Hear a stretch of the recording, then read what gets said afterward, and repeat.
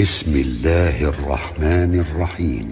تبارك الذي بيده الملك وهو على كل شيء قدير،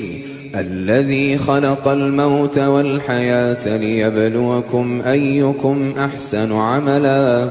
وهو العزيز الغفور، الذي خلق 7 سماوات طباقا ما ترى في خلق الرحمن من تفاوت فارجع البصر هل ترى من فطور ثم ارجع البصر كرتين ينقلب إليك البصر خاسئا وهو حسير، ولقد زينا السماء الدنيا بمصابيح وجعلناها رجوما للشياطين وأعتدنا لهم عذاب السعير، وللذين كفروا بربهم عذاب جهنم وبئس المصير،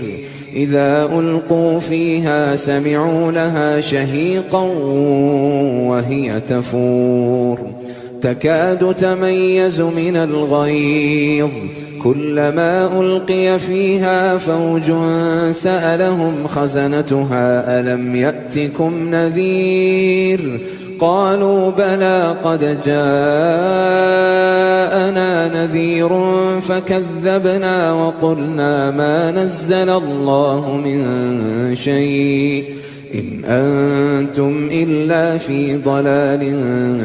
كبير، وقالوا لو كنا نسمع أو نعقل ما كنا في أصحاب السعير، فاعترفوا بذنبهم فسحقا لأصحاب السعير. إن الذين يخشون ربهم بالغيب لهم مغفرة وأجر كبير، وأسروا قولكم أو اجهروا به إنه عليم بذات الصدور، ألا يعلم من خلق وهو اللطيف الخبير، هو الذي جعل لكم الأرض ذلولا فامشوا في مناكبها وكلوا من رزقه وإليه النشور، أأمنتم من في السماء أن يخسف بكم الأرض فإذا هي تمور، أم أمنتم من في السماء أن يرسل عليكم حاصبا فستعلمون كيف نذير، ولقد كذب الذين من قبلهم فكيف كان نكير، أولم يروا إلى الطير فوقهم صافات ويقبضن ما يمسكهن إلا الرحمن إنه بكل شيء بصير، أمن هذا الذي هو جند لكم ينصركم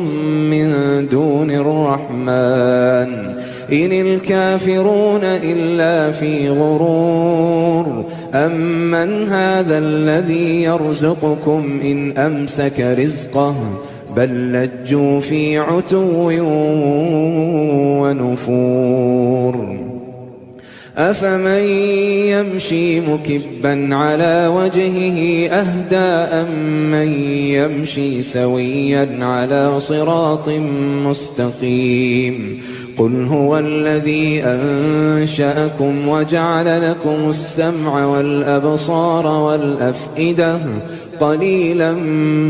ما تشكرون، قل هو الذي ذرأكم في الأرض وإليه تحشرون، ويقولون متى هذا الوعد إن كنتم صادقين، قل إنما العلم عند الله وإنما أنا نذير مبين، فلما رأوه زلفة سيئت وجوه الذين كفروا وقيل هذا الذي كنتم به تدعون قل أرأيتم إن أهلكني الله ومن معي أو رحمنا فمن يجير الكافرين من عذاب أليم قل هو الرحمن آمنا به وعليه توكلنا فستعلمون من هو في ضلال مبين قل أرأيتم إن أصبح ماؤكم غورا فمن يأتيكم بماء معين